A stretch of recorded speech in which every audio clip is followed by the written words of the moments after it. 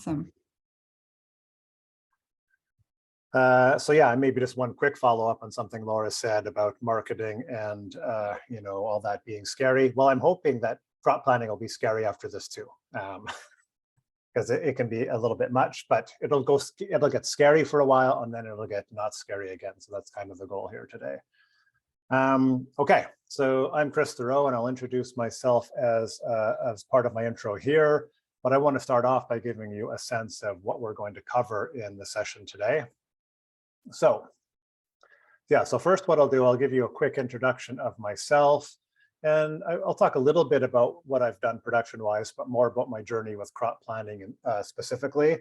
Then we'll talk about what crop planning is and look at some of the different aspects of it and why it's important. And then I'm going to get into like elements, tasks, stages, and cycles. So this is the different sort of terminology I use when I'm looking at crop planning. Going to talk a bit about this concept of growing to order, which you might be aware of or are familiar with. And then we'll look at what crop planning flow looks like. Then we'll get into basically just taking all that and looking at an example with speckled pea and some crop cycle examples so you can see what multiple crops maturing on the same date look like. At the end, we'll do a question session, and there's a few breaks that I've got scheduled during the session that we can stop and do questions as well. So at any point down at the bottom of my screen, I see the chat window. So you can either like raise your hand or actually just put a question right in the chat and I'll try to get to it right away if it's trying to clarify something I've talked about. Don't try and get too ahead of yourself. We're going to cover a lot of material over 3 webinars. So we might be talking about something. So what if questions will probably be answered in the future. So think about like if I've gone over something and it's not clear to you, that would be a good question to ask. But yeah, feel free to ask anything and I might just say, we'll get to that. Okay. So introduce you to myself. This is me with one of my trays at home. So I was a commercial producer for about 12 years and was a founding member of the Vancouver Food Peddlers Cooperative based here in Vancouver, British Columbia, Canada. And, when I started Microgreens, 2005, 2006, I mean, the internet wasn't where it was. There were some tutorials out there. There were no small businesses. So really, it was developing a lot of systems and trying to figure things out with the limited information available. And there was some good stuff out there for sure, just not the scope of things we see today. But early in my production career, I realized almost immediately, like, I need a plan. I need to know how much to sow and when to sow it and why I'm sowing it. So within a few weeks, I started developing crop planning methods. And having been, a vegetable farmer before that, I had a sense of crop planning, but had never gone into this sort of detail. And, as a farmer, you're crop planning for a season. As a microgreens grower, you're crop planning every week. And so there's a lot, you need a much more robust system to do that. So that's what I started developing using a spreadsheet. So this here is a shot of the original spreadsheet. And I look back at this and I see those neon colors and I'm like, oh my God, what was I thinking? Because I do really like to use color to differentiate things, but this is just the wrong color scheme. So, sort of the evolution of this actually was, my calculations didn't change a lot, but one of the things that did change was my format. And so if I had to spend a lot of time in a spreadsheet, I wanted to make it easier and easier to read. And just changing the color scheme was one way that I was able to do that. Then over time, I sort of realized that, hey, I can change the formatting to make it much more user-friendly and was developing more features and different calculations over time. And then eventually that led to the online version of the crop planner. So even though I'm not a commercial producer anymore, I'm still very involved in microgreens and mostly through Seedleaf, which is an online crop planning and order management platform I've developed with a good friend of mine. We've been live for about a year and a couple of months now. And really, all I want is for you to sign up for Seedleaf. It's all I want. No, that's not true.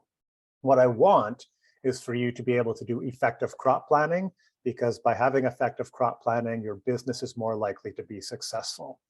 And so seed leaf is a really easy way to do that. But I know as people starting out, often you want to figure this stuff out on your own, or you want to save, save expenses early on in your business development. And so you can do that by developing your own crop planning system in a spreadsheet.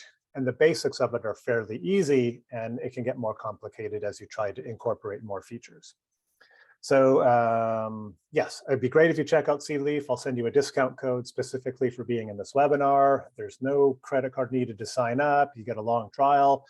But I'll say there's an advantage to developing your own spreadsheet and doing that. And that is, you really get to understand crop planning when you start doing the calculations yourself. But if you don't like spreadsheets, you don't have the time to do that, there are other ways to do that. So knowing these concepts we're going to talk about today will help you develop something more easily, or will help you better understand when you are using another crop planning tool developed by somebody else, how it's working, and that'll give you a good sense of how to manage your crops. A crop planning tool can only do so much. It's still up to you to really manage your system. Okay, so let's get into things here. So we'll start off by talking about what is crop planning. So as a very basic definition, it is the process of determining your crop sowing requirements based on your confirmed or potential product needs, or basically your orders. So we're really going to talk about crop planning as an order-driven system. You don't sow a crop unless you have an order for it. What's the point? And then an important differentiator when we start here is that you grow a crop and you sell a product. So a crop and a product are different things, but obviously they're related. So keep that in mind as we go along, and you'll see this concept come up again and again. So it'll be very clear as we move along. Now, in terms of how crop planning works, is we use very specific crop and product information to make crop production calculations based on our orders. So at a basic level, we need to know our product weight, how much we're selling. We need to know our crop yield, how much we're growing or can grow, and then our crop stays to maturity. So how long does it take to grow that crop? That's important in terms of when it matures for harvest and delivery. And the basic premise of crop planning, and this holds true for microgreens, it holds true for vegetable farmers, grain growers, is we work backward from a set harvest date to determine our crop soaking and or sowing dates, depending on the crop that you're growing. And so this working backward concept is really important. In vegetable production, you're kind of looking at a range of dates, but with microgreens, because we generally have a lot of climate control and they're very short crop cycles, it's very specific. I sow on this specific day to harvest on this specific day. And in the beginning, that's a little tough. After a while, it becomes second nature, and you learn how to manipulate your growing environment if your crops are not on the schedule you think they should be on, or you want them to be on. And yeah, as a note here, set harvest dates are important for consistency. So if you're doing one harvest a week, it should be the same day every week. If you're doing 2 harvests a week, same day every week. I'll talk a little bit more about that afterwards. But after I did 10 straight years of microgreens at a commercial scale, I changed my harvest date 1 time, and that's because the crop was so bad. All the crops needed an extra day to grow, and this was just poor climate management on our part, and these things happen. But yeah, in general, you want to have that set harvest date so you have consistency in your schedule, you have consistency with your customers, and you can't crop plan if your harvest date is all over the place and changing all the time. So very, very important there. It's one of the very few absolutes I insist on in microgreens production is having a set harvest date, set harvest day, every week. Okay, so I'm talking about all this stuff, and some of you might be like, is it really this important, crop planning? It's pretty easy to figure out about when I need to grow and how much I need to grow. So here's some of the general reasons why I think crop planning is important. So first and foremost is it really helps with production accuracy. Now, early in my career, it was either growing way too much or way too little. If you grow too much, you have expenses for no reason. You're just throwing seed and soil and time away. And you have too little, well, you're missing out on sales. And so using a crop plan is a way of making sure you have what you need when you need it.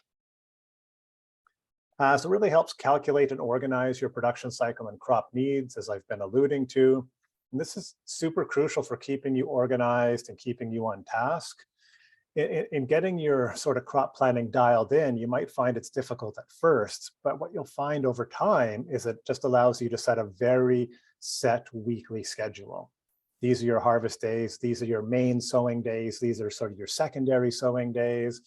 And then you can create a good schedule, you can create a good flow. And this is particularly important if you have staff that you're working with. You know, you need to schedule their time so they can schedule the rest of their lives.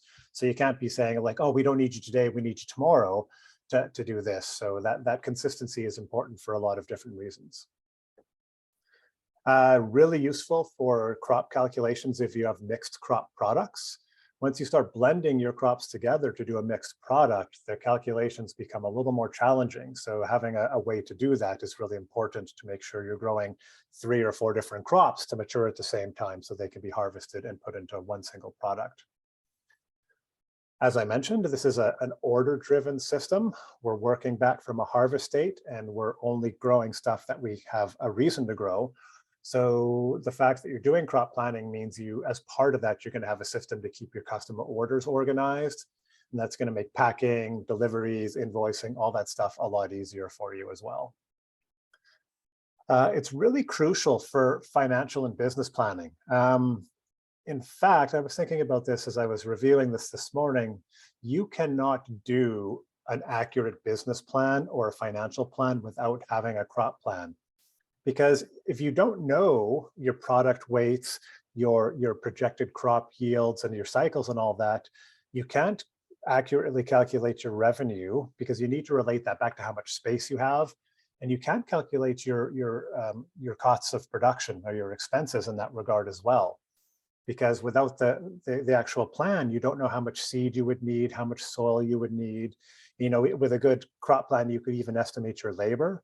So if you're really trying to do a strong, accurate financial plan, your crop plan is actually what that is. I mean, if you have a very detailed crop plan with all your expenses and revenue factored into that, that is your business plan in many ways when it comes to finances and scheduling. Record keeping. So as you grow, record keeping becomes more and more important. And the bigger you get, you know, and the wider your delivery or a selling range is, the higher level of scrutiny you're going to be subject to. So it helps you understand where your product is going, how it's getting there, and where it came from. So what seed are you using? Who is the supplier? What is the lot number? This stuff becomes really important if you need to do a recall or you're having trouble with seeds and things like that. So the plan just helps keep this stuff organized and relatable to other things within your system. And yeah, I mean, it saves you time and money. You know, in the beginning, crop planning can be a little much. You're trying to figure out a new system. But once your system is dialed in, I mean, it becomes easy. And you know, one of the goals in Seedleaf with this piece of software we've developed is one of our goals is for it to be for growers to get the maximum use out of the software, but by spending the minimum amount of time on it. I mean, we've tried to set it up so, I mean, you put your information in, you don't have to keep going back and checking things and rejigging things. And of course, you're going to have to change orders and update things in that regard. But we don't want you spending time on this software. We want you doing other things, either dealing with your crops or your marketing or hanging out with your family or doing other things. So, I mean, it really is a way to keep you organized, and that way you're making the best use of your time, not just for work efficiency, but so you can enjoy other things in life. So I think that's a really important thing that we often forget about in this balance. And I know, Laura, you've talked about this a lot in your social media posts as well, as finding that balance. And if you're going to fall in love with growing microgreens, it can't be stressful, it can't be difficult. So having a system to make it easier goes a long way. Okay, so I'm just going to pause there and just ask if folks have any questions about anything that we talked about there. And you could unmute yourself to ask a question. You could throw it in the chat, or you can ask a question at any other time. So I'm going to have a sip of coffee, a sip of water, and give you a second to think.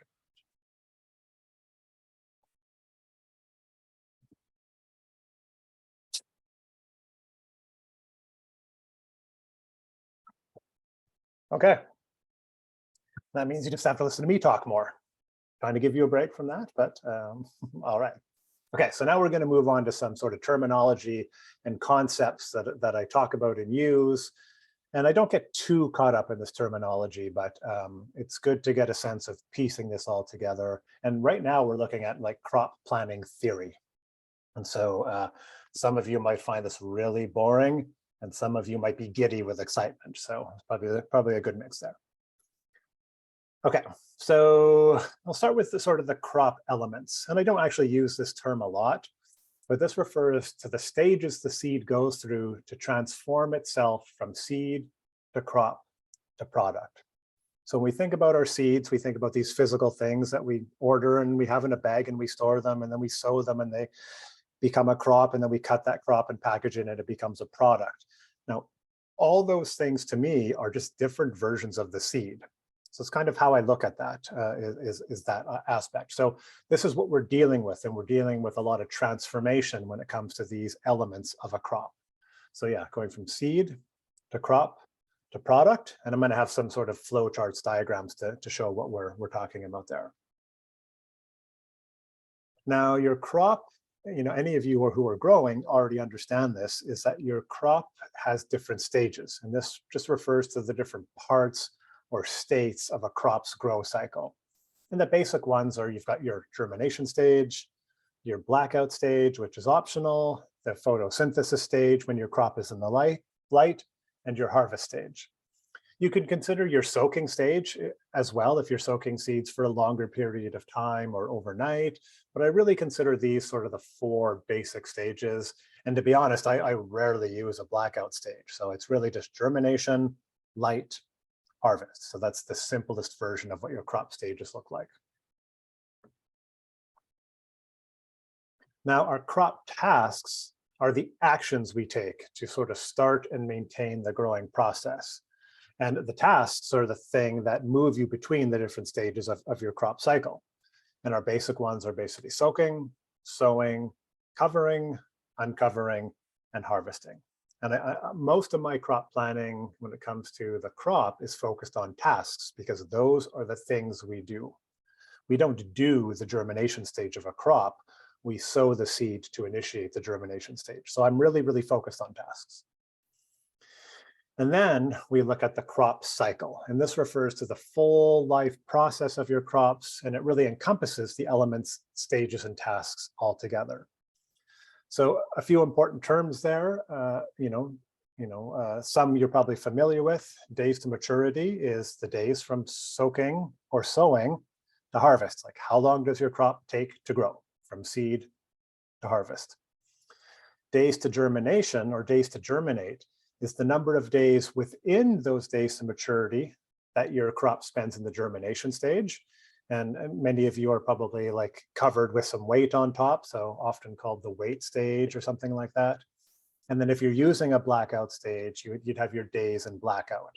And so these things are important because you need to know each of those for a crop if you want to do a calculation to determine when do you sow, when do you move it into the blackout stage, and then when do you uncover it and put it into the light. So your crop plan with all that information will just tell you when to do that. Now, some of these things, putting it in blackout, you can just kind of tell, like, okay, the crop is pushing up the cover tray, it's time to do that. So I think the uncover stage isn't necessarily as important in your crop plan, but having that set harvest day and then sowing to meet that harvest day demands, those are 2 very important days in your week to make sure your crop schedule stays on schedule. And then we've got our crop planning flow, which brings everything together so you can create your weekly crop plan. And it's funny, I haven't been using the term crop plan for very long in Microgreens crop planning for some reason. Because as a farmer, when I think of a crop plan, I mean, as a farmer, you're often sitting down for weeks and weeks. That's what farmers are doing now. And in December, like, okay, what are we going to do in what field and when are we going to sow it? And how many CSA shares do we have? And how many farmers markets are we going to do? And how many grocers and restaurants are we going to sell to? And all that stuff feeds into, how much of each crop to sow. And so that's what we're doing, but we're doing it on a weekly basis. And so because there's so many customer potentials, so many crop potentials in a tight turnaround, we need a good flow and we need a good plan to keep that stuff in order. So yeah, like our 6 main components of that are the seeds, crops, and products that we've already talked about. Then we have our customers, because that's why we're growing stuff. And our customers can include things like our farmers market and ourselves. So keeping that in mind. We have our orders, which are generated by our customers, and then we have our harvest dates.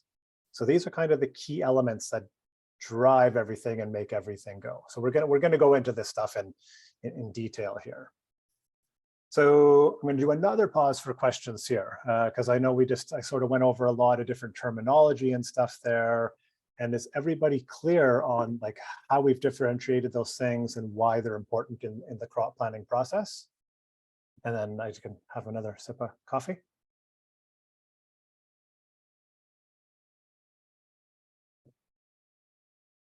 Everybody's cameras are off, so I can't tell if everybody's just sitting there like, okay, go on to the next thing. I'll just assume that's what they're doing. You're all just like, move on, move on. Okay, again, throw a question out there whenever you want. Okay, so now we're going to take a look at some diagrams, and hopefully, if any of you are like, oh, I see a question pop in here. So, okay, so good. Yeah, this is the goal, is to be thorough enough that there's not any questions. But I also talk pretty fast, so it can be hard to keep up. So now what we're going to do is we're just going to take all that stuff we've talked about and we're going to put it into diagram form. And this really helps me.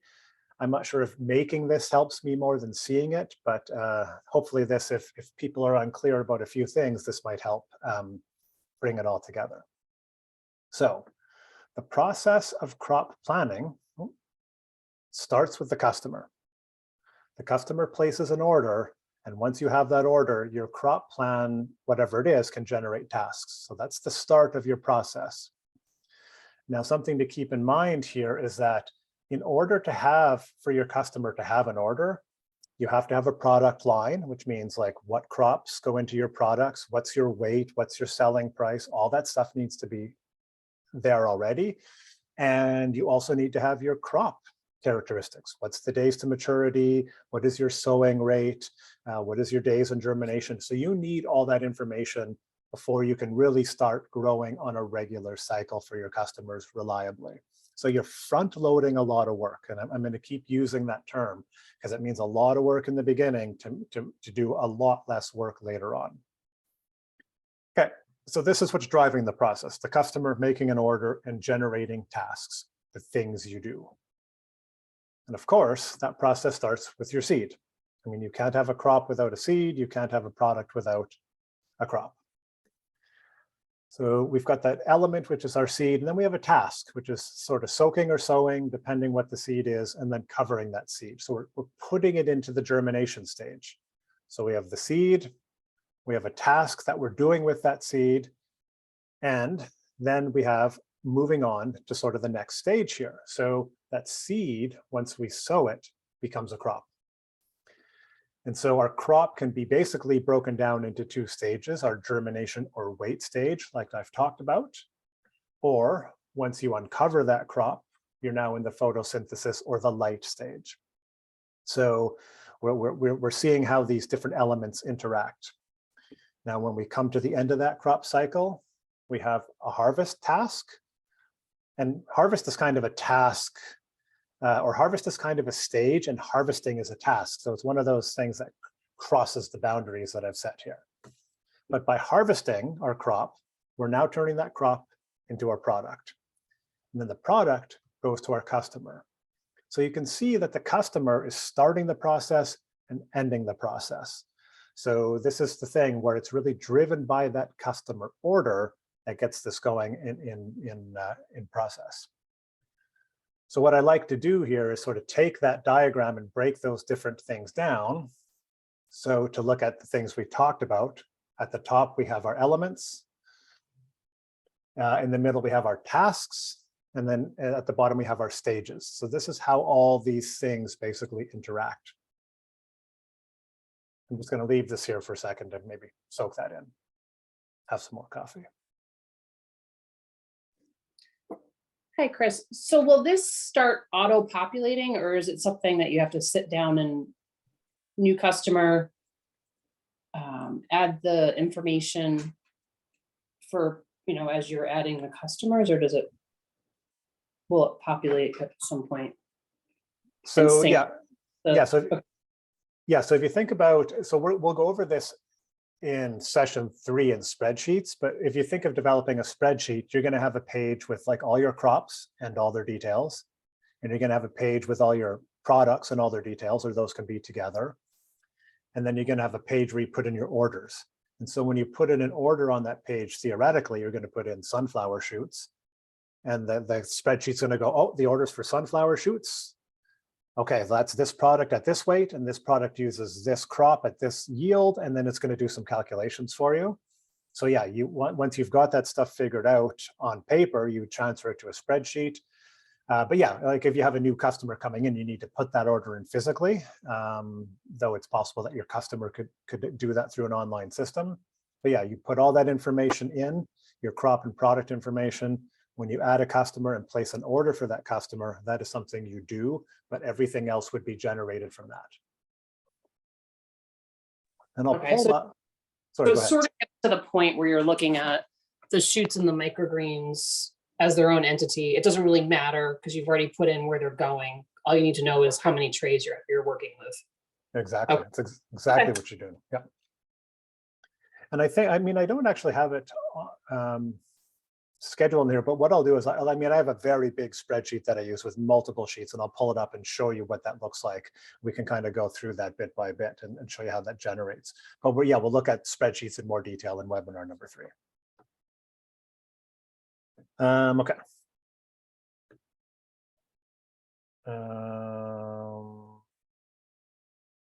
Oh yes, I just wanted to make so that's just another way of looking at it.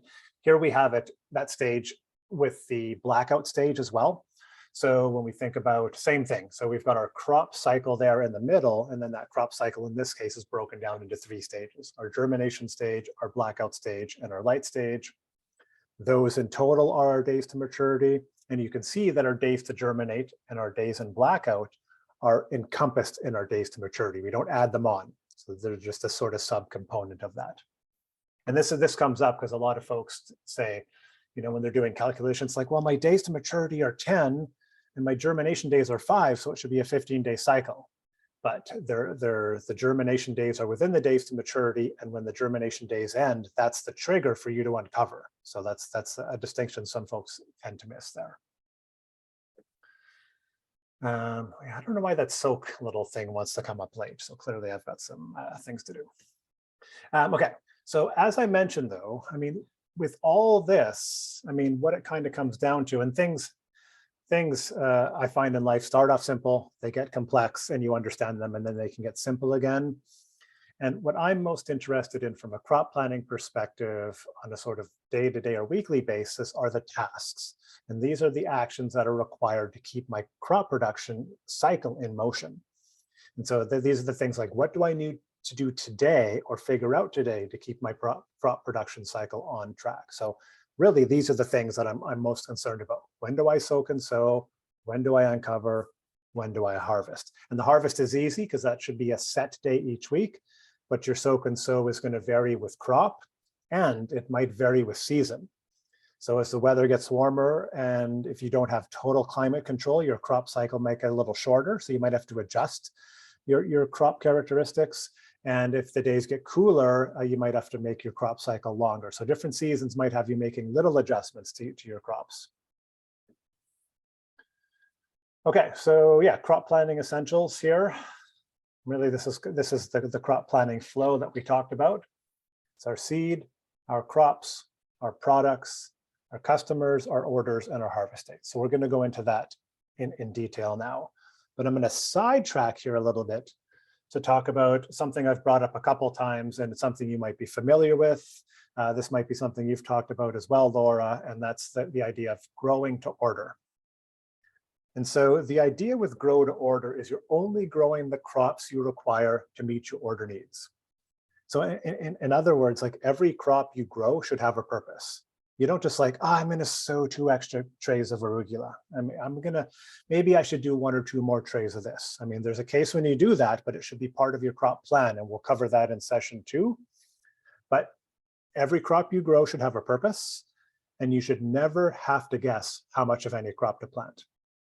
So the idea of growing to order means, I mean, if you get a new customer and they say, hey, we'd like some sunflower shoots tomorrow, in theory, this means you might have to say to them, like, sorry, we can't give them to you tomorrow. We haven't grown that crop yet. We didn't have an order, we don't have it, but we'll get you on the agenda for next week. And, that's how it works. And often people will say we need 10 days notice for cancellation of a standing order, or you need to wait 10 days before you can get your first order. Now, in practice, crop planning can account for this. So we'll get into that in session 2. But yeah, you don't want to grow anything without purpose. So grow to order is this idea that you only grow when you have an order.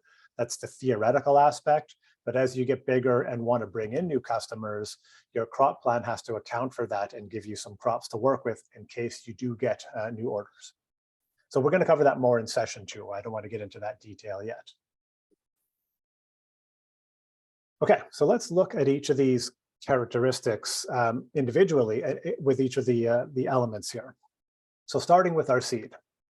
Our seed may or may not have a soak time. So here we've got a speckled pea. We would soak our speckled pea overnight. And so that's something to consider with my calculations. I soak on one day and I sow on another. This is something I need to account for in this case. In another case, you might just be soaking for 20 minutes or a few hours, and that can all happen within the same day. So each seed is going to have its own characteristic, and many seeds, as you know, you don't soak at all. So you just sow them at the appropriate time. You need to know your sowing rate. So how many grams of seed you're going to have per tray. This is important because that's going to tell you what your cost is for that tray. It's also going to tell you theoretically how long your seed is going to last based on your projected orders. And that sowing rate is going to change with different tray sizes. If you're doing a 10 by 20 tray or the paper pot tray or a 5 by 5 mini tray, you're going to need different volumes of seed for that. And I mentioned 3 different tray sizes there that I could sow pea seed in. Each one of those different tray sizes in the system I use is a different crop because they have very different characteristics. That crop has different sowing rates, and they might even actually have different maturing times depending on how you're sowing that crop. And we'll get into that, I think, in session 2 as well. Then we want to know our cost per unit weight. And this is important for cost calculations. So I buy a 25 kilogram bag of seed and it costs me $70. It's a very simple calculation to know what that price per gram is. And then when I know how many grams of seed I need for a tray, I know exactly how much it costs me in seed to sow that tray. So the characteristics of each seed give us a lot of information to work with for not only crop planning, but financial planning and ordering and keeping on top of our seed stock, which a lot of people have a challenge with. Okay, so we start with the seed, and then we have our crop characteristics. So the first is days to maturity. And here we're looking from the soaking or sowing date to the harvest. And that's simply, how long does this crop take to grow? We want to know our days to germinate, so we know the stage it's going to be in. And this is important. I mean, a couple of reasons why this is important is partially it's scheduling to uncover your crop at the right time. Uncovering it too late can be problematic, as can uncovering it too early. So trying to get the timing right, but it's also possible you may be germinating and growing your crop in different environments or in slightly different conditions. And so knowing how long the crop is going to spend at each stage also helps manage your space. And then the third thing would be the crop volume or tray size, which I mentioned already. So, it might be a 5 by 5 tray or a 10 by 20 tray, or even like a much, much bigger tray, depending on how you're doing your system.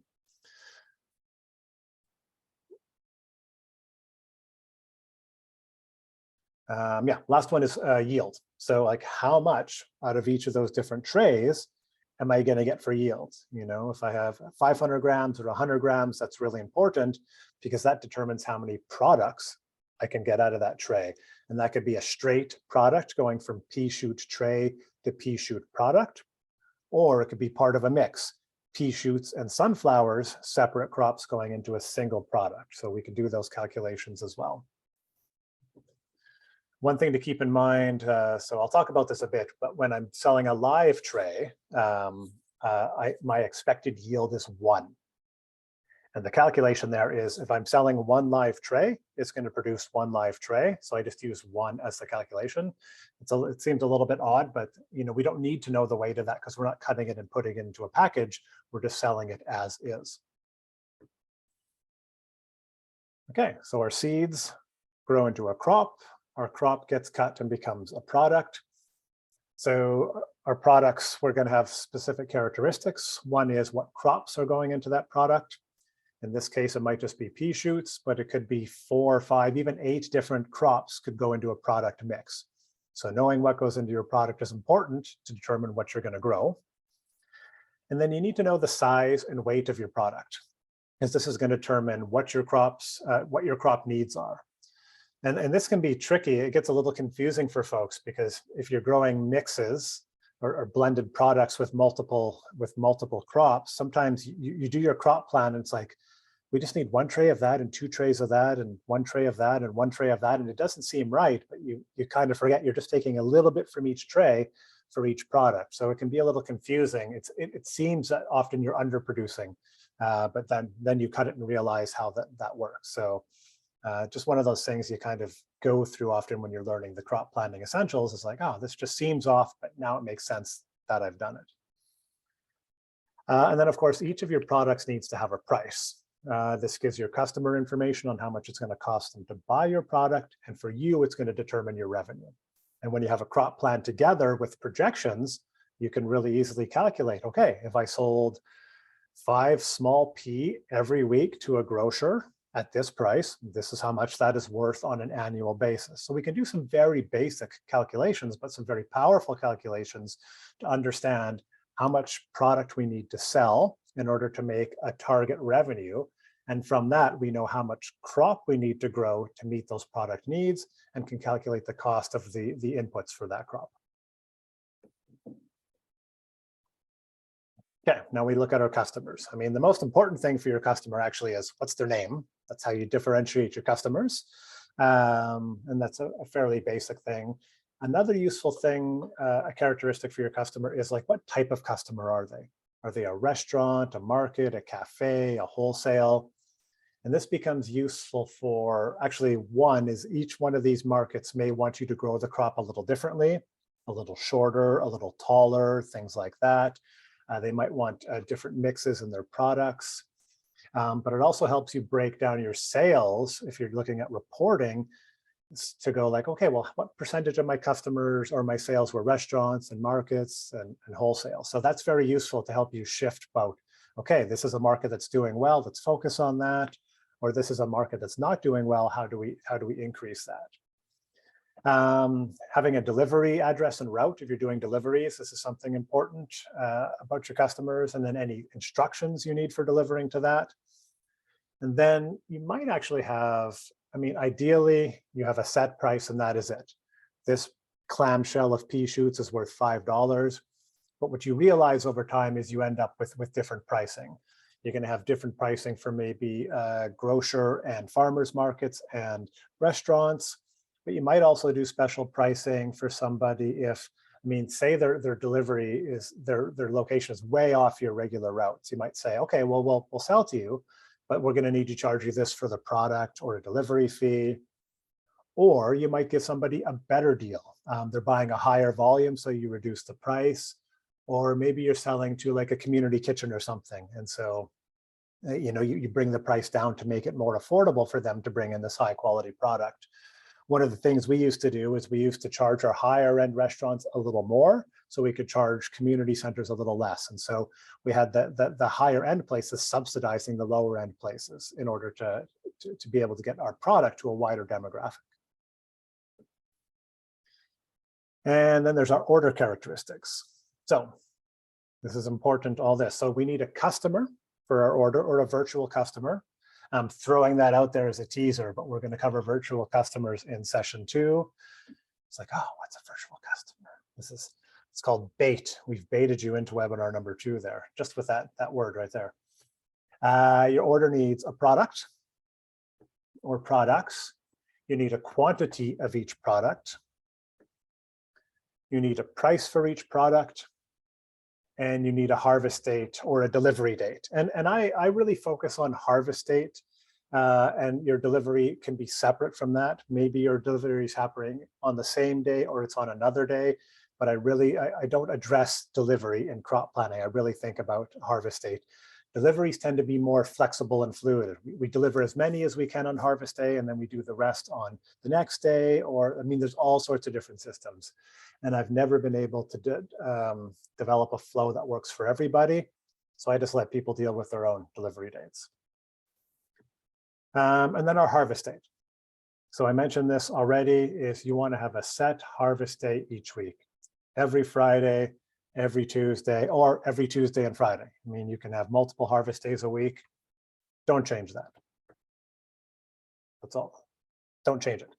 And then if you have different harvest days, they require different orders. And this is important if you're doing 2 harvests a week. So if we have a customer that wants deliveries on Tuesdays and Fridays, or wants a product from those harvests, I consider those separate orders. And the reason they're separate is often because, I mean, they're harvested on different days, and chances are that the quantities on those days might change. So it's like, okay, well, right now we're delivering 2 pounds of sunflower to you on Tuesday and 2 pounds on Friday. But then as the season goes on, they're like, okay, well, Tuesday or 2 pounds are fine, but we now need 3 pounds for Friday because we're getting busier weekends. And so keeping those as separate orders helps you manage those more independently. The calculations become a little easier. At first, it seems like there's a way to combine them, but actually it's very, very difficult. So every harvest date requires a separate order, even if it's for the same quantity and the same customer. The fact that it's on a different day means it's a separate order. Okay. Little break for questions here. We covered a lot in that. Hopefully that made sense to folks. Anything making you stare at me with a puzzled look? At this point, I can feel my mug is cold, so my coffee is going to be cold, and I'm not going to enjoy this, but I need a little more caffeine still.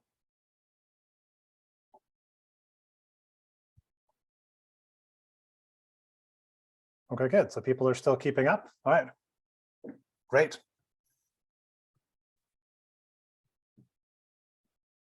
Okay, so now we're going to get into sort of looking at this as an example with just using speckled pea. I don't know why I chose speckled pea. I tend to use sunflower, but I was feeling generous towards speckled pea when I put this together. So I tend to start with products. I mean, you can develop your crops first or your products first. It doesn't really matter because they interact. But this is sort of like, what are we going to sell? What quantities are we going to sell it in? And how much are we going to sell? So here's an example of a product line you might have for speckled pea. You have a small, medium, and large size, different weights and different prices. That's very obvious. You might do a live tray. Say you do a live 10 by 20 tray and you do a live 5 by 5 tray. So this would be your product line. This is what you would advertise to your customers for what you offer in pea shoots.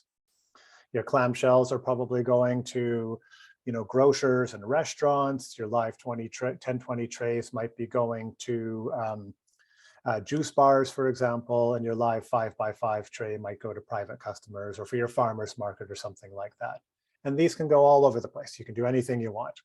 But this is saying to your customers, here's what you can buy and how you can buy it from us, and here's the weights and the prices. So this is important. And then you've kind of got your seeds and crops within that. And so we've got, from our products, we're growing in 2 different tray sizes. We'll assume for the small, medium, and large clam, we're also growing those in a 10 by 20 tray. It's a pretty standard tray. And then we've got our crop characteristics. So we'll say in the 1020 tray, we're using 300 grams of seed. We're getting 400 grams of yield. It's 9 days to maturity, and it spends 4 of those days in germination. There's no blackout period. Now our live tray, we're using 40 grams of seed because it's a very, very small tray. The yield is 1. So as I said before, 1 5x5 tray yields 1 5x5 tray. Our days to maturity are 8, and our days in germination are 4. So I'll stop here and give a little pop quiz. Why do we have a different days to maturity on our 5x5 tray and our 1020 tray?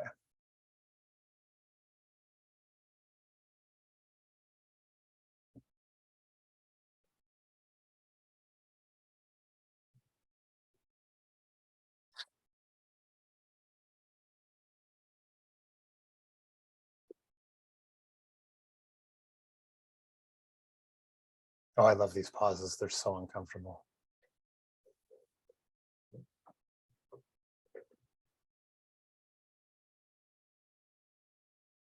We got someone piping up in the chat here. For a live tray, maybe they aren't going to eat them right away. That's a good way of looking at it. And yeah, I mean, that's part of it for sure. What else do people think?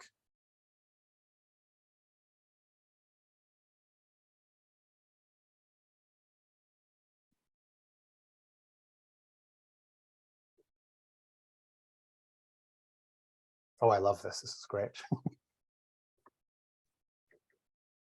Come on, at least one more person has to fight through that fear and throw something out there.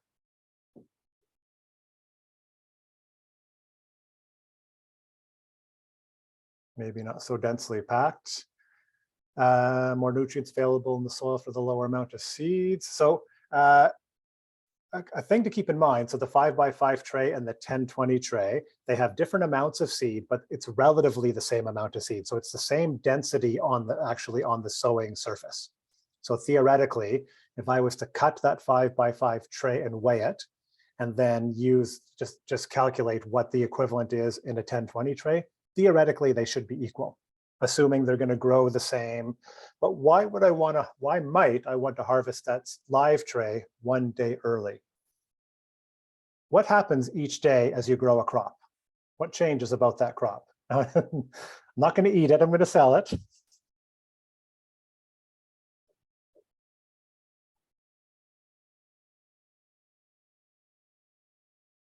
All right, okay, we'll move on. This is good. So, I mean, this is optional, but when I sell live trays, I sell them a little younger. And one of the reasons I like to sell them a little younger, so this is partially, yeah, Lydia, you've got it partially. I mean, this is a very tricky thing with live trays, and I'm not a big fan of live trays for a few reasons, but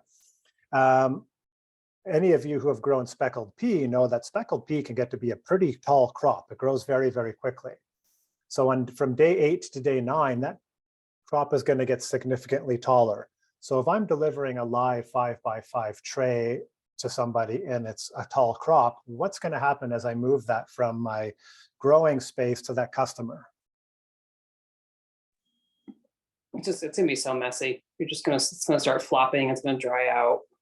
Totally. So your crop is going to fall over. It's going to get brush up against things. Yeah. It's at high risk of getting contaminated. So yeah, what I like to,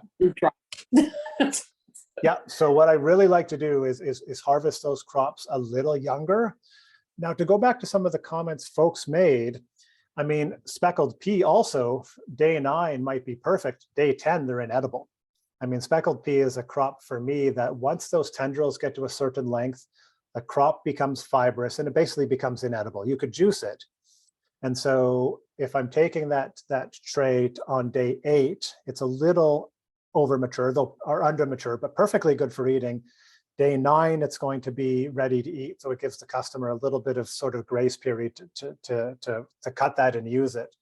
And then by day 9, yeah, it might start to, if it's in the customer's house, for example, or in a restaurant or in a grocer, I mean, the conditions have just plummeted.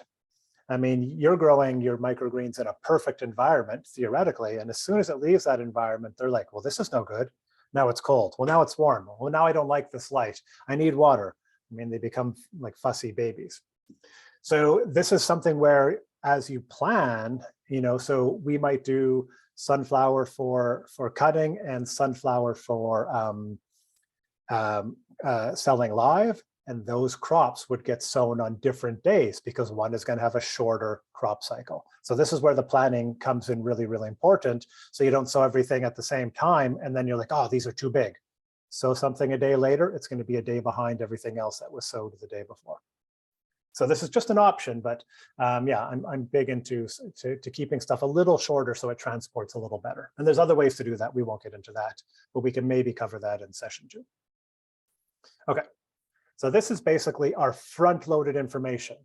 And if you think about this as a new grower, you've been scouring the internet and looking at tables and watching different, you've done your courses and you're watching different blogs and you've gotten all this information. You're like, okay, well, what can I sell for in my region and what kind of yield am I going to get in my growing environment?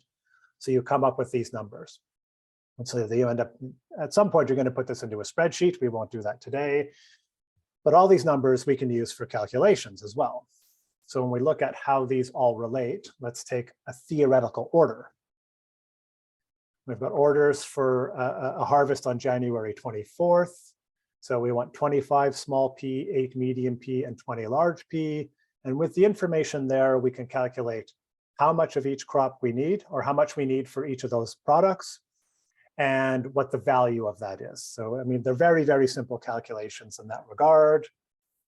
And then, so right there, we've got $605 value for those in products, 13,500 grams or 13 kilograms of crop, or and I don't know what that is in pounds, 30 pounds or so. And then on top of that, we're selling some live 10 by 20 trays. We've got a few of those in there at $15 a piece. We didn't sell any 5 by 5 trays in this order. It's too complicated. So from that, we're using that information to determine how much crop we need to grow that product. So again, we have all our products there. We're 13,500 grams. Our yield per tray was 400 grams per tray. So at a very basic level, we need 33.75 trays of crop in order to get the yield we need for that product.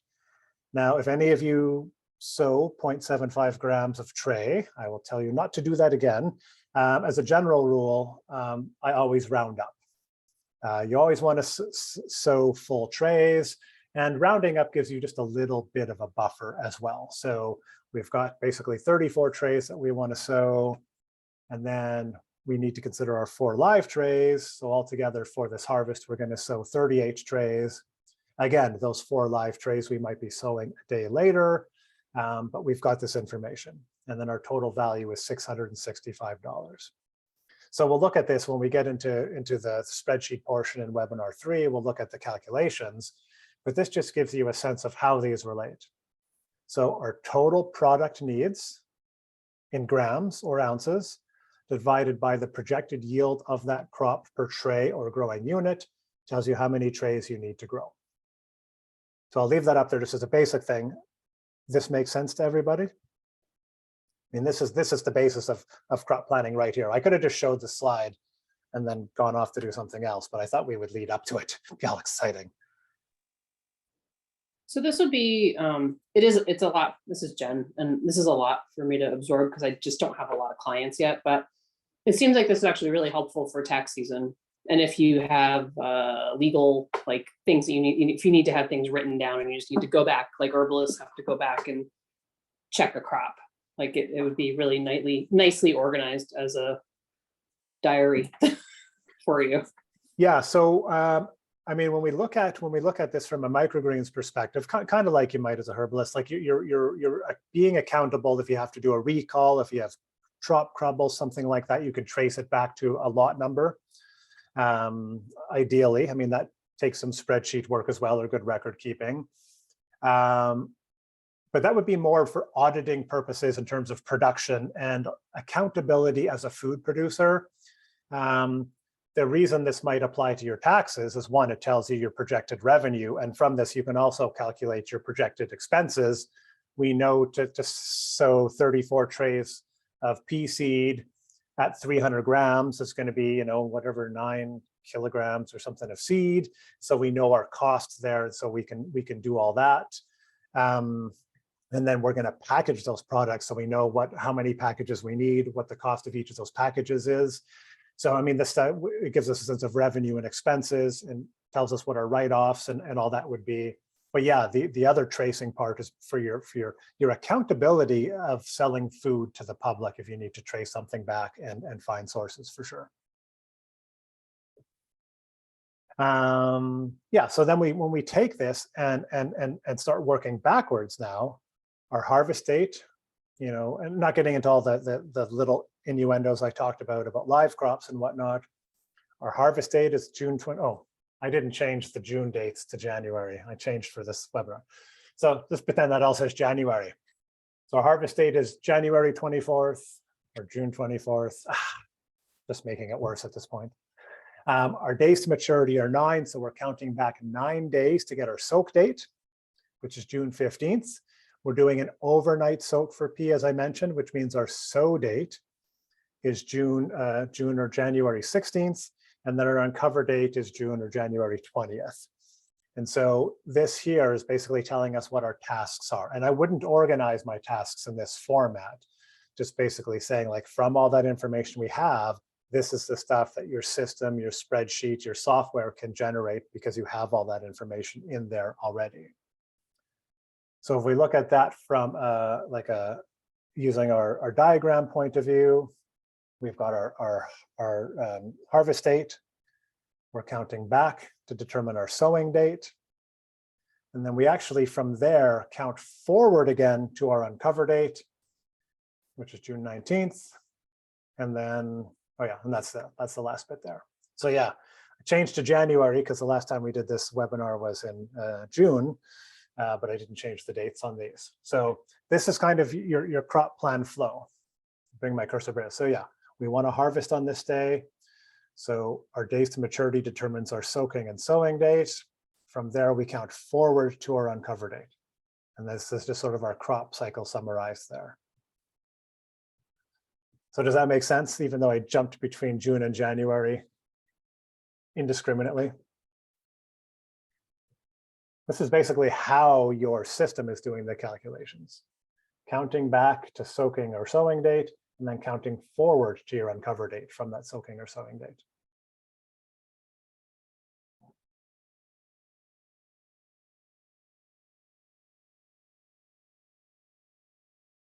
Just letting you soak in the image for a bit. And again, in webinar 3, we're going to do these calculations to show how you do them, so that maybe helps it get a little more solidified. Okay, so what I want to do, and I gave you a little preview there by going through the slides much too quickly, is what this looks like from a crop planning perspective. So if we take our June, I'm just going to leave January out of it now. So if we take our June 24th harvest date here, and we have multiple crops. We're doing pea shoots, cilantro, sunflower, and radish. So these are 4 different crops with different growing cycles. If I want to harvest them on the same day, I'm going to have 4 different soaking days, 2 different uncovering days. And this, in theory, is what my crop plan is going to look like. And this is, in theory, what it's going to look like. Just want to close this here. This, in theory, is what it's going to look like every week, because my grow cycle is fairly consistent on a seasonal basis. So every Tuesday, I'm going to sow my cilantro shoots. Every Wednesday, I'm going to soak my pea seeds in the evening. And then every Thursday, I'm going to sow them. Every Friday, I'm going to soak and sow my sunflower shoots. And every Saturday, I'm going to sow my radish shoots. Every Sunday, I'm going to uncover my cilantro. And then on Tuesday, a big uncover day here, we're going to uncover the other crops as well. So this gives you a sense of what your week is going to look like. And I mean, this is only 4 crops in a very, very all over the place schedule. One of the things we did at the Food Peddlers is we would manipulate the environment so we could determine the crop growth for each crop. And we wanted things to have a very similar cycle. And we do that by adjusting the temperature of our growing space, by adjusting our soak time, by doing different things to the crops. And so ideally, we try to have like a big sowing day, or 2 big sowing days each week to correspond with 2 big harvest days each week, and making sure they're not on the same day. And as I mentioned, uncovering is, I mean, it's a very easy task. So it's one of those things that kind of just happens in between. So you can see we have a set harvest day, but what our crop plan does is help us determine when to soak or sow the different crops, because they have a unique days to maturity. And then so looking at this here, I mean, if we think about this from a weekly schedule, it just repeats every week.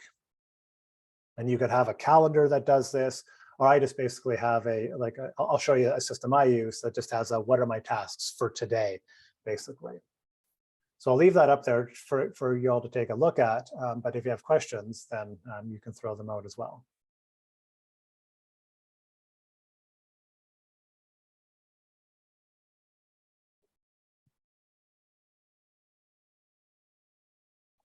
Okay, so seed storage. The shelf life of your seeds depends on the quality of your storage conditions. So you want it cold and dry, and dry or / low humidity. So a rule of thumb for long-term seed storage is that your temperature in Fahrenheit plus your relative humidity in percentage should be less than 100. So if your relative humidity is 50% and you're at 40 degrees Fahrenheit, 50 plus 40 is 90. Those are pretty good conditions. But ideally, you want as low a temperature as possible and as low humidity as possible to store those seeds. And that'll make a big difference in storage life. So if you can store things in really good conditions, and I mean also like not keeping them on the floor in case you get a flood, making sure that your seed storage room is rodent proof so rodents don't get in there, making sure that you're storing them well so they're not easily ripped open accidentally or anything like that. They're not contaminated by anything else. If you can store seed well, then you can buy seed in bulk amounts. The advantage of that is that you're going to get a better price. And I mean, if you find a seed lot that you really like that's performing well, you've got a lot of that seed to work with. And you're also going to pay less shipping per unit weight of seed, because you get a much better price per unit weight as your quantities go up. But if you don't have those conditions, yeah, you're going to have to buy and order and ship your seed more often, which takes a little more coordination and being on top of things. And it also risks that being, you go to order your seed and they don't have it. And so there's some more risk in that. So yeah, like, I mean, we would buy sometimes seed. We bought sunflower seed once for a year and a half. It was a pallet load, like a high stacked pallet, because we really liked the lot. It was performing really well. We could store it pretty well. And we actually had we had a good relationship with our seed company. They stored another pallet for us. So we basically said, we're going to want to buy another pallet of the seed. Can you hold it for us for like a year and a half, which they did. And then in a year and a half, we bought that as well. And that is a case of sunflower, where seed lots for sunflower are all over the place. So when we found a lot we liked, we wanted to make sure we could secure that, but we couldn't store that much seed. So yeah, I mean, that was 3 years worth of seed. We were able to make sure we had really ideal seed for our conditions. And we did notice, like at the end of that, even stored in good conditions, the growth rate slowed down a little bit, but it was still better than taking the chance with a new lot that might have had other issues. So yeah, storage is important. And yeah, like without buying way too much, like we had with COVID and toilet paper, buying enough so you've got enough to meet your needs for a while. And then when to buy your next lot might be, do you do that when you've gone through half of your seed or 3/4 of your seed? You need to determine that based on how reliable your seed source is, how quickly it can get to you delivery-wise, things like that. So what I might do is we might be halfway through a seed lot, and I'll just send an email I buy all our seeds from mums, be like, hey, just checking what you've got in for seed lots right now. We're going to be needing this seed soon. What's happening? So they might be like, yeah, we've got a lot from Italy in. This is how it's performing. We've got a lot from the US that's going to come in 2 weeks, which we'll start testing, and it'll be available in a month. And then we have some other lots scheduled for later in the year, and we'll let you know. So we have a sense of what's coming, what's in stock. And so, yeah, I mean, this is getting a little more advanced, but yeah, we were always trying to be right on top of that. And one time we weren't. We got behind in seed ordering and we're like, oh my God, we need a bag of seeds now. We spent $50 on the bag of seeds and $100 for them to ship it to us overnight. So it gets expensive if you miss your order window. So very long answer to your question.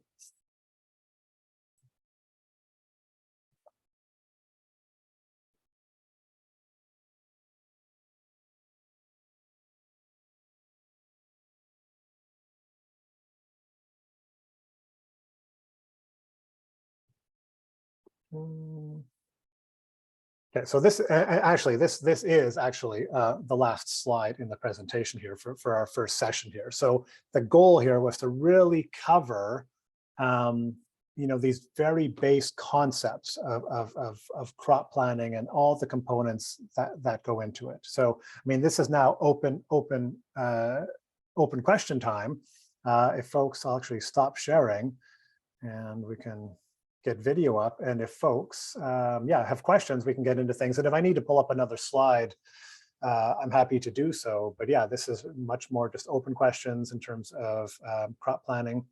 And while you're typing or considering your question, what I'm going to do is I'm going to actually pull up the detailed spreadsheet that I developed and used to show you how this, how your crop planning spreadsheet, a very advanced version, can come together.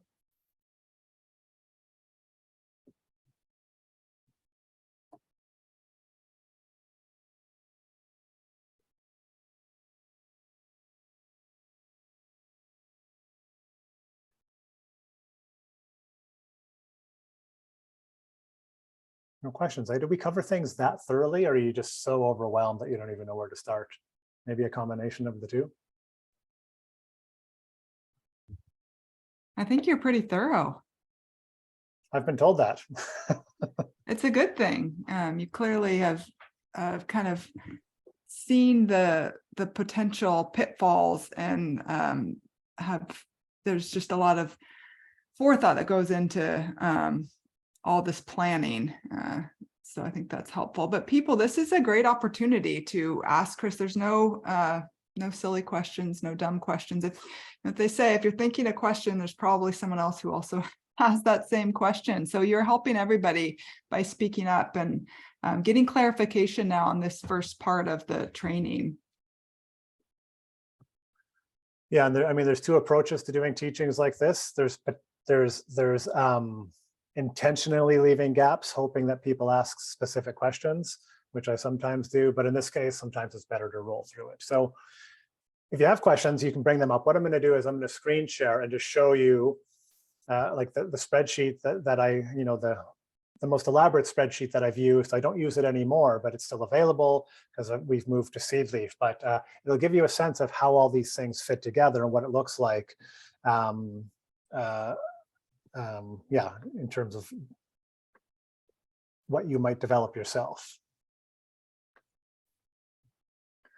Okay, so as I mentioned, I mean, one of the things we're doing is really front loading the work. So here, you know, here's my customers page. I have a sheet in this spreadsheet just for my customers. You can see we've got our client name, the type of customer they are, and what delivery route they're on. So this is some information here.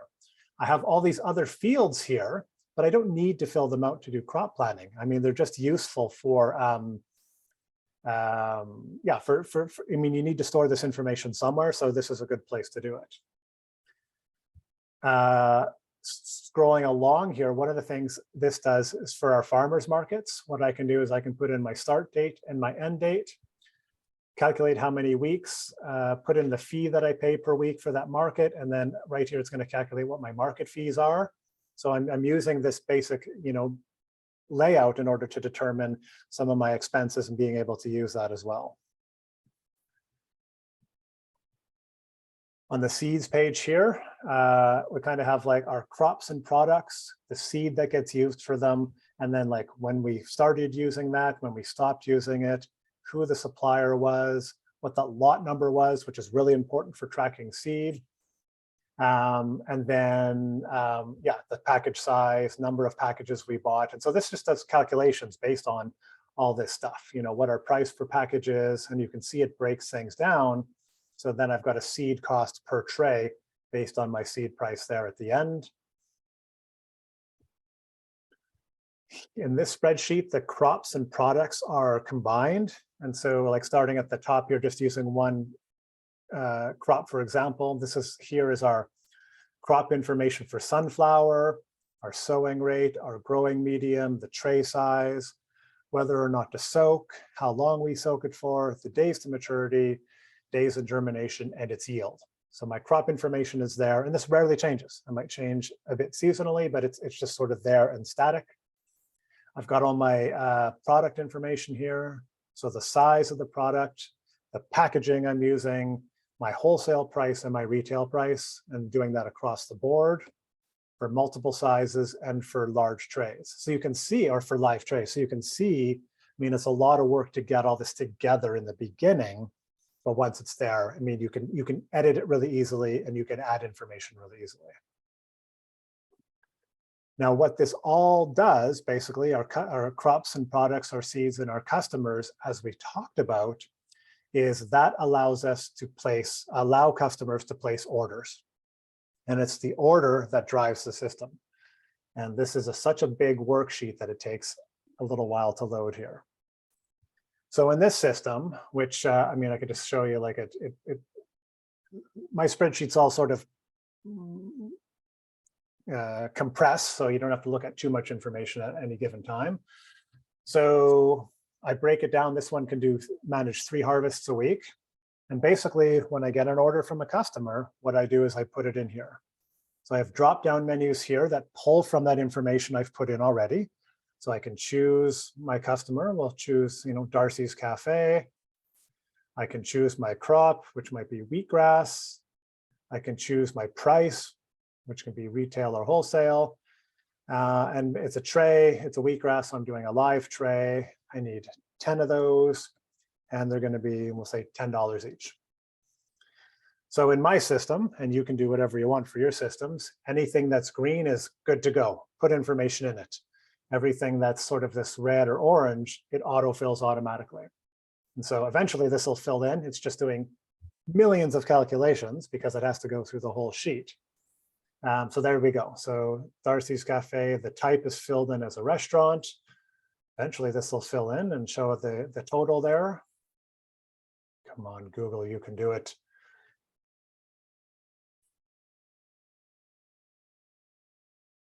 Don't let me down, Google. Don't let me down. You can see up in the upper right here, it's doing all these calculations. This is one of the challenges with spreadsheets as well. So what's going to happen is this number is going to fill out. It's going to be $100, 10 trays at $10 a piece.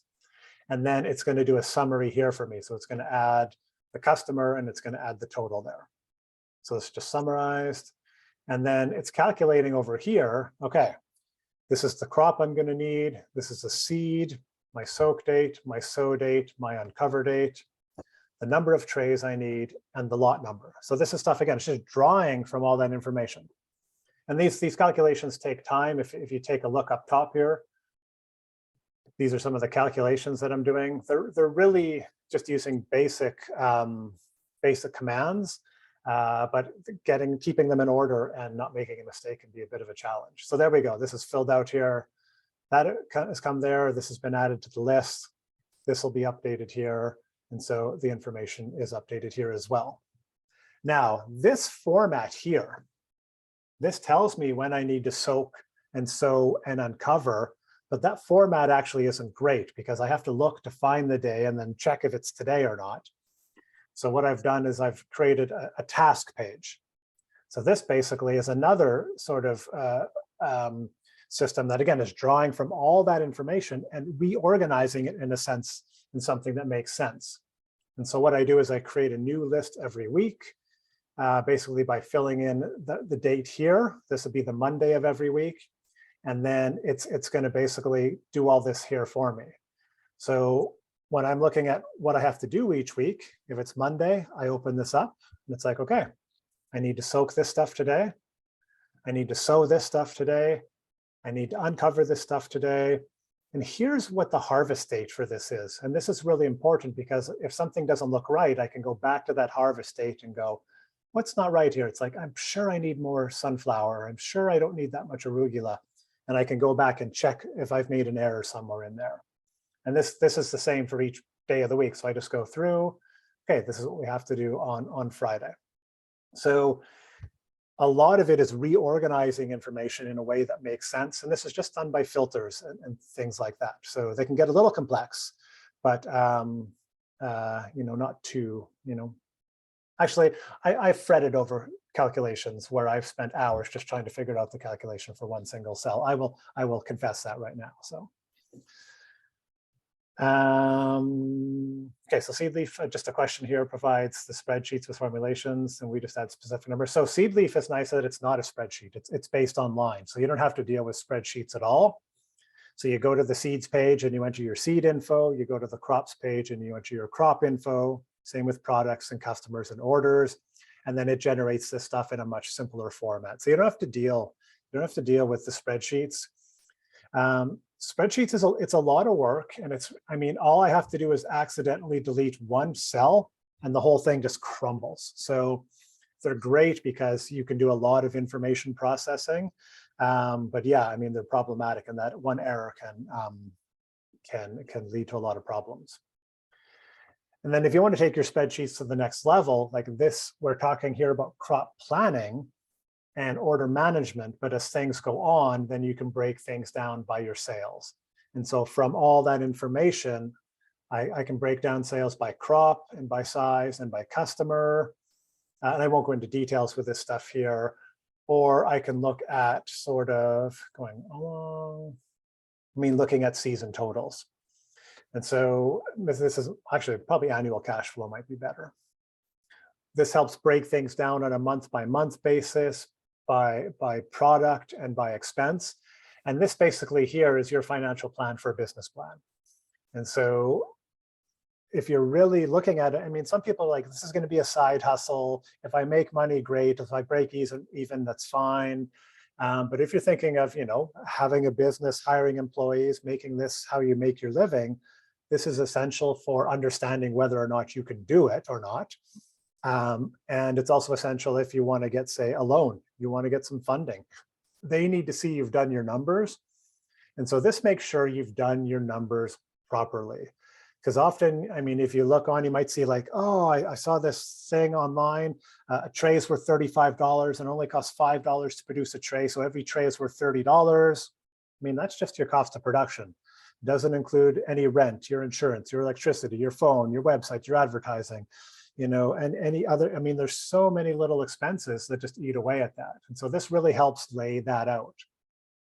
The other reason this is really good for having at this detail is I can kind of look at this and go, okay, so when I look at this, my total revenue is $174,000. My expenses are $167,000. So my cumulative balance or my profit is $7,000. Now, this is profit after I've paid myself. I pay myself a wage in these. And if that's not enough, what you can do is start going, okay, that's not enough. What do I need to do to change? And what you can do is go back to your products and go, okay, I'm going to put my products up by 25 cents each or 50 cents each. And then you come back here and go, okay, now what does it look like? And so you can really finesse your numbers because you have these very, very accurate details. And so then you can kind of go, okay, at $5 and $10 and $15, this doesn't work, but at these prices, it does. And my impression is these prices are in line with what everybody else is selling at. So they're reasonable prices. Therefore, yes, I feel I have an effective business model. But if you're like, you know what, I can't get away with those prices in my region. This is about as much as I think I can charge. This is cutting it tight. You know what? This isn't the business for me. So everybody has different approaches. And if you want to make sure you're going into this with as much knowledge as possible, using crop planning as a way of determining what your numbers would look like is the best way to do that.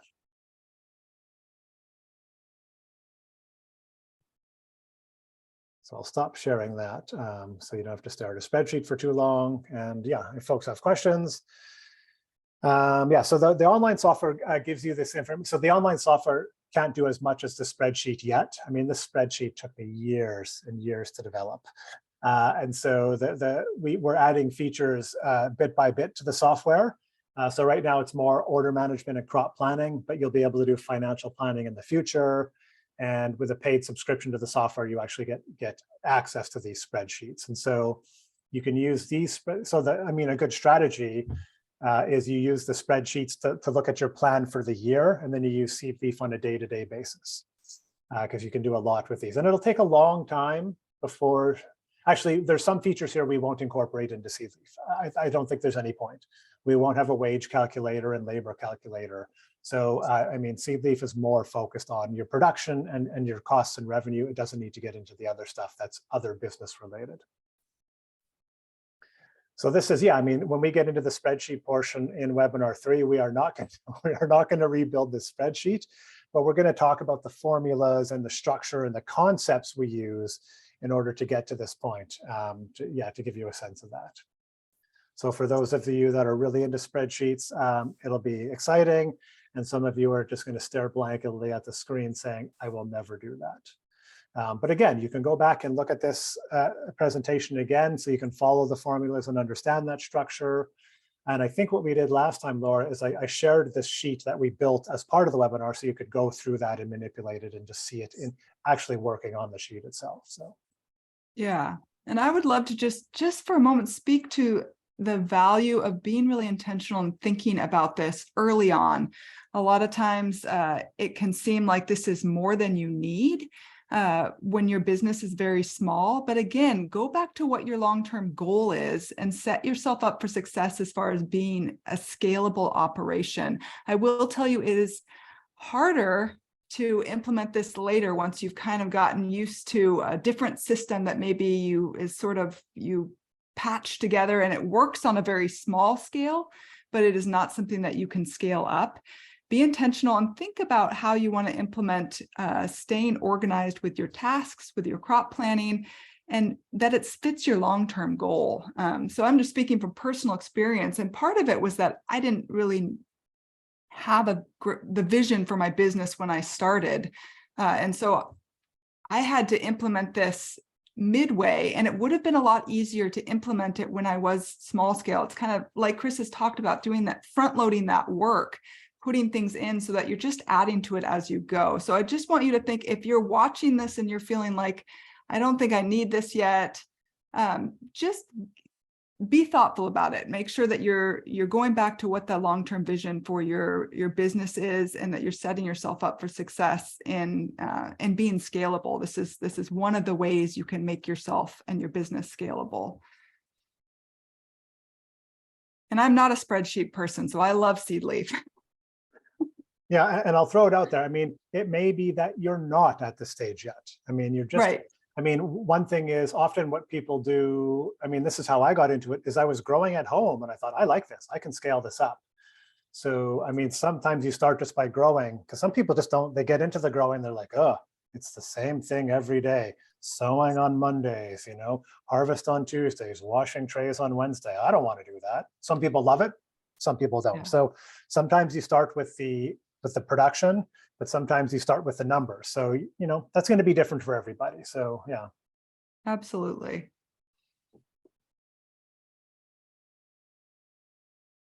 So technically we have 4 minutes left.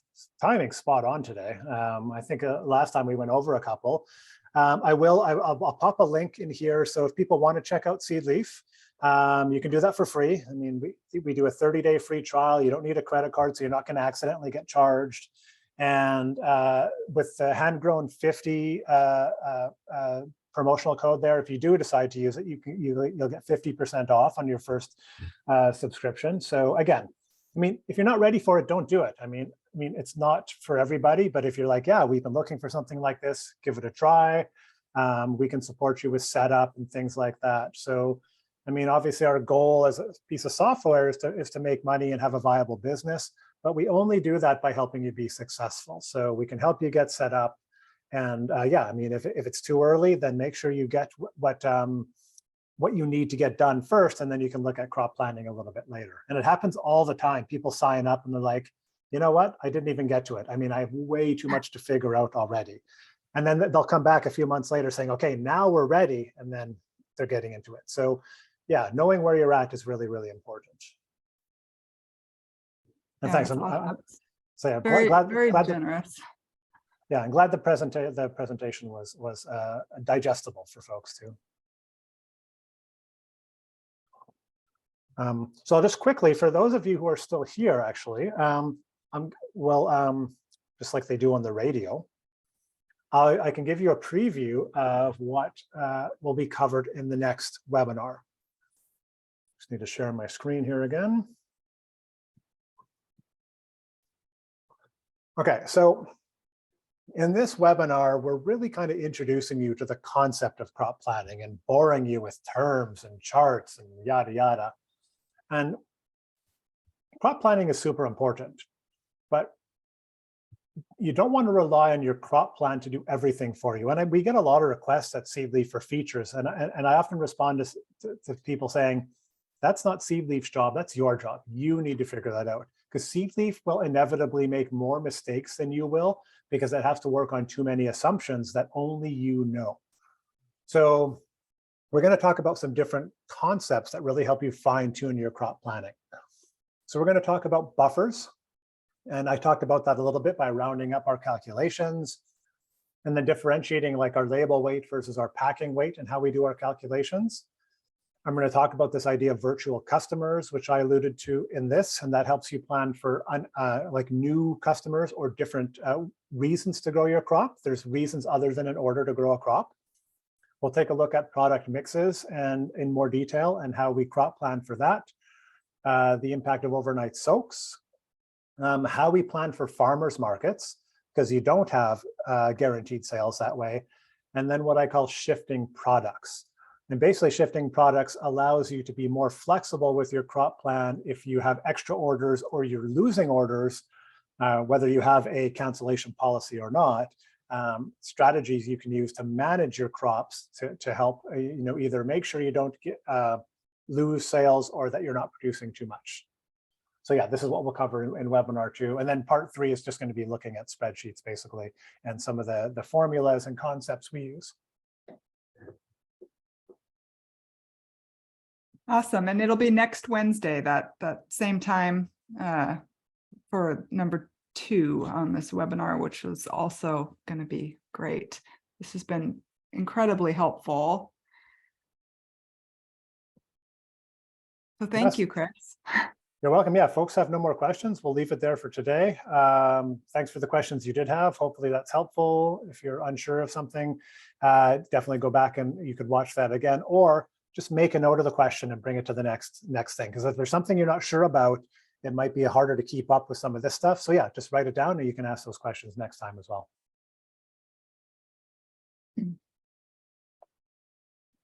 Okay, so with that, we'll leave it there. And hopefully we see most of you next week. Thank you so much. Thanks, Laura. We'll talk to you soon and hope everyone has a good week of growing. Thanks.